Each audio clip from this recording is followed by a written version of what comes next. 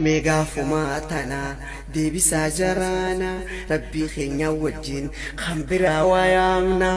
La me akamiyamna haka kangodate umada chifsama haka kangodate moticha alama haka kangodate jijira alama rabbin tokichuma isa kofayama rabbin tokichuma isa gabarama rabbin tokichuma isa kajelama haka kangodate ya maman rabbuma hada abbaa keenyat mataa waajabaanna.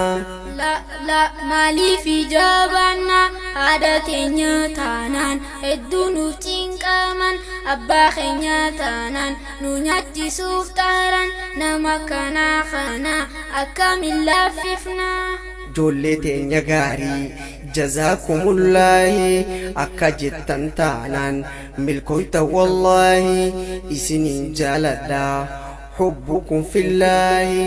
Rabbiin isaaf jecha nu jaalatte gaahii suma haa jaalatu yaa akhi fillaahi obbolummaa kaalee mul'ifna yaa ijoollee caayaa arshii maalee teenya qiyaamallee asitti xumurra ergaa keenyaarra durii hangaarra dillaafisnee jirra nafsiyyaan kaasaara nu dhibde diinirra amma garree jirra hin deemnu faanarra waan ni dhamanurra salaata haadara shahaadan durarra toohida dambara shartii himnee jirra xinxaramee birra hubadha jaalalle xinxayina jale toohid yoosii gale milkooyte waa halle.